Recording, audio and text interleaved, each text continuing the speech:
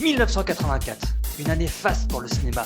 Il y a eu des films qui sont sortis comme Les Goonies, Footloose, Il était une fois en Amérique, mais aussi, vous l'avez vu en miniature, Le flic de Beverly Hills. Alors comment un petit film destiné à avoir peu de succès est devenu un des plus grands films cultes? Comment ce petit film a influencé Hollywood et le destin des acteurs afro-américains? Découvrez-le tout de suite dans Voix du ciné rétro. Années 70, un jeune auteur, Danilo Bach, a écrit un scénario sombre, noir, poisseux, qui parle d'une histoire de vengeance d'un policier. Le film passe dans les mains de la Paramount, qui propose ce film à tous les acteurs blancs de l'époque connus. Il est refusé, rangé dans un tiroir, ressorti, refusé, jusqu'à ce que le producteur Dom Simpson mette la main dessus. Vous vous rappelez, Dom Simpson et Jerry Bruckheimer, c'est Top Gun, Bad Boys, The Rock, bref, tous les grands succès des années 80-90. À ce moment-là, les deux compères ont envie de produire un film noir et poisseux, un film noir et brutal qui se passe à Los Angeles. Ils envisagent d'abord de donner le rôle à Al Pacino, qu'il refuse. James Caan, vous vous rappelez James Caan, Sonny dans Le Parrain, qui refuse aussi. Harrison Ford. Et même, ils envisagent de donner le rôle à Bruce Willis. Bruce Willis qui n'était pas encore connu du tout à l'époque, puisque Die Hard, qui fera de lui une star internationale, est tourné en 88, et que sa série, qui fera de lui une vedette, Clair de Lune, sera tournée l'année prochaine. Le scénario est écrit plein de fois, faisant passer l'action de Pittsburgh à Détroit. À ce moment-là, le personnage ne s'appelle pas encore Axel Foley, mais Axel Ellie. Arrive Daniel Petrie Jr. Sous son influence fait passer le film de noir à poisseux à une comédie d'action bourrée de comédie. Problème, il n'y a toujours pas d'acteur pour incarner le rôle. La production propose alors le rôle à Mickey Rourke et lui propose 400 000 $. Ce dernier accepte, mais se retire quelques mois plus tard du projet, jugeant le scénario peu abouti et surtout, il n'y a pas de réalisateur. Et oui, la production veut faire un film sans acteur, sans scénario, sans réa, c'est Hollywood. Simpson et Bruckheimer proposent le film à tous les réalisateurs de l'époque. Ils proposent à Martin Scorsese qui refuse car il juge le film trop proche de deux films, La chaleur de la nuit et Un shérif à New York, et aussi à David Cronenberg. Alors David Cronenberg, je vous rappelle, c'est La Mouche, c'est Crash, enfin on est loin de la comédie quand même avec ses films. Celui-ci refuse aussi. Pendant ce temps-là, les deux producteurs engagent Sylvester Stallone pour réécrire le film. Oui, pas comme acteur, comme scénariste. Sly s'empare du script, renomme son film Axel Cobretti, enlève toute la comédie et en fait un film d'action brutal, avec plein de cascades.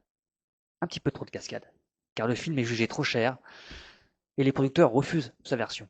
Vexé, Sly se retire du projet et utilisera ce qu'il a écrit quelques années plus tard pour son film Cobra.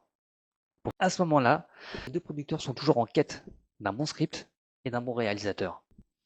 Ils courtisent depuis quelques années déjà Martin Brest, sans jamais avoir réussi à le convaincre.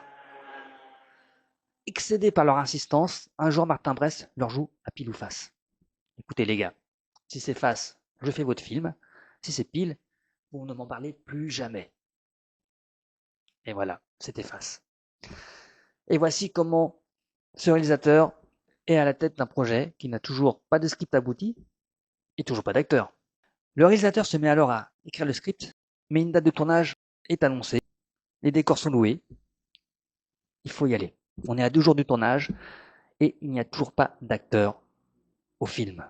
Les deux producteurs pensent alors à une jeune vedette du stand-up qui officie dans le Saturday Night Fever. Vous vous rappelez cette émission de télévision culte des années 80 aux USA? What the? Cut the bull, will you? Your rent's 6 months overdue. It's a summons. Oh, look! An eviction notice! Il avait joué aussi dans 2 films à l'époque, 48 heures, où il a réussi à éclipser la star du moment, Nick Nolte. Oui, car oui, si aujourd'hui on se souvient surtout d'Eddie Murphy, à l'époque la star c'était Nick Nolte. D'ailleurs sur le tournage, Eddie Murphy, puisque c'est bien lui dont on parle, a été payé 450 000 $ et Nick Nolte 1 million. Pour la suite, 48 heures de plus, le cachet sera inversé. Nick Nolte sera payé 3 millions de $ et Eddie Murphy 7 millions. Mais à ce moment-là, c'est une petite vedette nationale, pas encore connue à l'étranger. Et beaucoup se demandent s'il peut tenir à lui tout seul un rôle principal. Les producteurs sont convaincus. Eddie Murphy, lui, profite de l'urgence de la situation. Je vous rappelle que le tournage débute dans 48 heures. Négocie alors un cachet de 4 millions de dollars et surtout un statut de producteur via sa société de production, humblement appelée Eddie Murphy Production Company. Les deux producteurs acceptent et bien leur en prend, car c'est bien sa force comique et son sens de l'improvisation qui va faire de ce film ce qu'il est aujourd'hui, un film culte. Car oui, rappelez-vous, le script était plein de trous, car toutes les scènes de cascade imaginées par Sylvester Stallone étant jugées trop chères ont été abandonnées. Toute l'équipe se retrouve alors sur le tournage avec un scénario parfois écrit la veille. Le réalisateur, lui, laisse alors à ses comédiens une liberté totale, ce qui profite à Eddie Murphy et ses partenaires. Aucun mal à jouer les policiers déstabilisés, puisqu'ils le sont vraiment sur le tournage par les facéties d'Eddie Murphy. Le tournage va s'avérer aussi décousu que la pré-production, mais pas autant qu'un certain Temps de la Mer. Oui, oui. Vous voulez en savoir plus? Restez abonné, ça sera une des prochaines vidéos. En attendant, le tournage se termine. Et c'est en 84 que le film sort au cinéma. Et contre toute attente, c'est un succès international. Il rapporte plus de 300 millions de dollars à l'international.